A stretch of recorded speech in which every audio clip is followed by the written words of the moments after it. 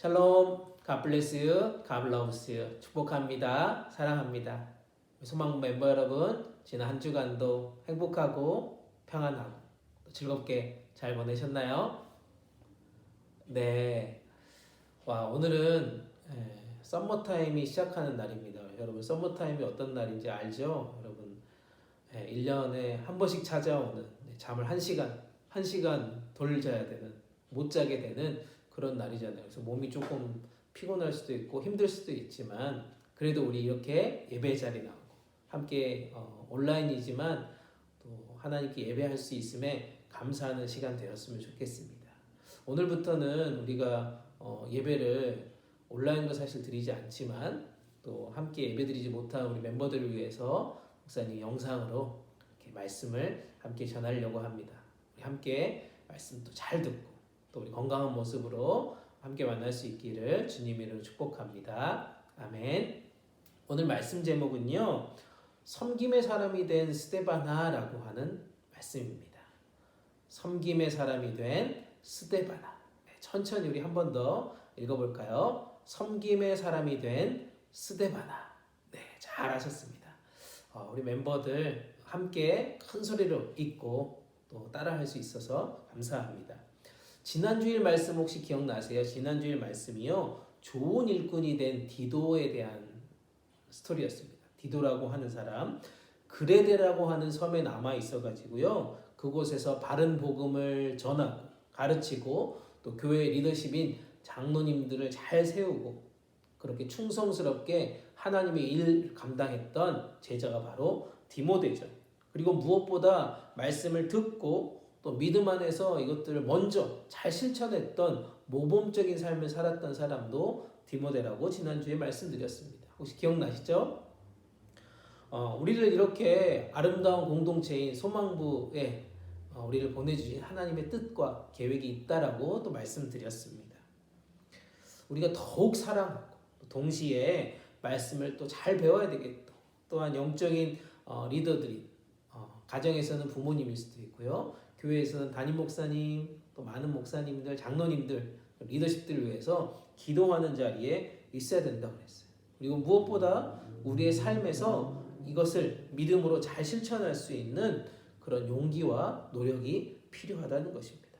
어떻게 지난 한 주 이런 삶을 열심히 살아가셨습니까? 말씀도 읽고 기도도 하고 또 여러분의 삶으로 실천하셨는지 궁금합니다.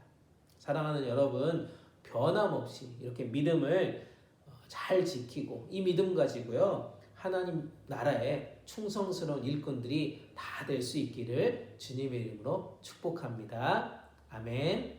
아멘. 오늘 함께 나눌 이야기는요, 스데바나입니다. 스데바나. 이 제자는 어떤 제자인지 한번 볼까요? 우리가 너무나도 잘 알고 있는 사도 바울을 통해서 만났던 제자입니다. 사도 바울이요, 1년 동안 아시아라고 하는 지역에 전도하기 위해서 전도 여행을 준비했습니다. 그런데 성령님께서 아시아에 가는 길을 막으시고 마게도냐라고 하는 지역으로 전도하게끔 이끌어 가셨습니다. 과감하게 본인이 준비하고 계획했던 1년 동안 준비했던 모든 것들을 다 포기하고 하나님이 보여주신 그 길을, 그 계획을 따라가게 된 것이죠. 그렇게 바울은요, 성령의 인도하심을 따라서 마게도냐라고 하는 지역으로 전도를 하게 됩니다. 근데 그곳에서 많은 핍박과 매맞음, 고통의 시간들을 겪게 돼요. 그래서 어쩔 수 없이 아가야라고 하는 지역으로 이동하게 됩니다. 바울은 성령님을 따라서 이 마게도냐 지역에 갔잖아요. 그런데 매맞음, 핍박, 고통의 시간들을 보내고 그곳을 떠나야 되는 그 심정은 어땠을까요? 너무 실망스러울 것 같아요. 그리고 실패했구나라고 좌절했을 거라고 생각합니다. 하지만 성령님은 바울을 또 위로하셨고요, 격려해 주셨다라고 합니다. 그것이 바로 오늘 아가야라고 하는 지방에서 첫 열매로 만난 스데바나라고 하는 사람의 이야기입니다.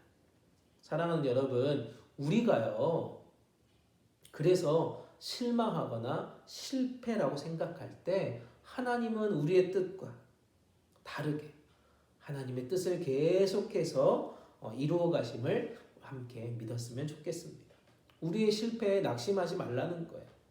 하나님이 이루어 주실 일들에 대해서 그 목적과 비전을 주목하고 바라보는 것이 우리의 믿음 가운데 필요하다는 사실입니다. 아멘. 바울이요, 많은 지역에서 많은 사람들에게 전도를 했습니다. 신학성경 많은 사람들에게 전도를 했죠. 많은 지역에 돌아다니면서 예수님을 영접하고 또 구원받은 모든 사람들을 열매다라고 부르지는 않았다는 거예요. 그런데 오늘 바울이 스데바나 집을 향해서 열매라고 불렀다라고 해서는 큰 의미가 있다는 것입니다. 예수님은 열매를 통해서 우리들을 알고 있거든요. 우리들이 주님의 이름을 힘입어서 권능을, 능력을 행하는 것보다요, 하나님의 뜻대로 행하는 것, 이것이 훨씬 아름다운 열매를 맺어가는 비결이라는 것입니다. 이렇듯 이 스데바나 집이요, 열매 맺는 제자로서 칭찬받았던 이유가 여러 가지가 있었다는 거예요. 오늘 그걸 한번 말씀을 통해서 한번 살펴봅시다. 하나씩 살펴볼게요. 첫 번째로 우리가 살펴볼 것은요, 이 칭찬받는 이유가 뭐냐면 성도 섬기기로 작정했기 때문이다 라고 말하고 있어요. 그 집이 섬기기로 작정한 것이요, 주님의 뜻과 하나가 되었다는 그런 뜻입니다. 그래서 열매를 맺어갈 수 있었어요. 15절 말씀 한번 읽어볼게요. 15절 말씀. 형제들아, 스데바나의 집은 곧 아가의 첫 열매요, 또 성도 섬기기로 작정한 줄을 너희가 아는지라. 아멘. 스데바나 집은요, 섬기는 일, 이 일이요, 그 어린도 교회에 소문이 났다는 거예요. 그래서 바울이 뭐라고 얘기합니까? 너희들이 다 알고 있다라고 얘기하고 있어요. 15절에 그렇게 얘기하잖아요. 너희가 다 아는지라. 본인들이 섬긴다고 자랑하는 게 아니잖아요. 본인들이 막 섬긴다고 자랑하는 것이 아니라 고린도 교회 사람들이, 고린도 교회 성도들이 그 집에 섬기는 것을 보고 알게 되었다라는 뜻입니다. 사랑하는 여러분, 지금 우리는 사순절, 렌트, 이 시간을 지금 보내고 있다고 그랬잖아요. 예수님이 우리를 위해 이 땅에 오셨습니다. 그리고 주님이 세상에 오신 목적은 바로 섬기러 오신 것이죠. 섬기러 오셨어요. 그래서 말씀이 이렇게 얘기합니다. 인자에 온 것은 섬김을 받으려 함이 아니고 도리어 섬기려 하고 자기 목숨을 많은 사람들의 대속물로 주려 함이다 라고 말씀하고 있습니다. 이렇듯 예수님께서 섬김의 본을 보여주셨던 것처럼 우리도요, 옆에 있는 형제, 자매, 이웃들을 사랑으로 섬겨낼 수 있기를 축복합니다. 아멘.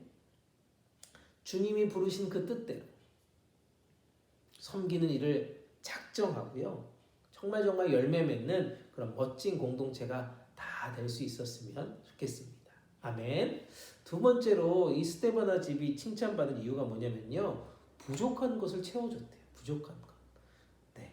진정한 섬김은요, 잘 해주는 것뿐만 아니라 다른 사람의 부족함을 채워주는 것이다라는 것입니다. 17절 말씀 한번 읽어볼게요.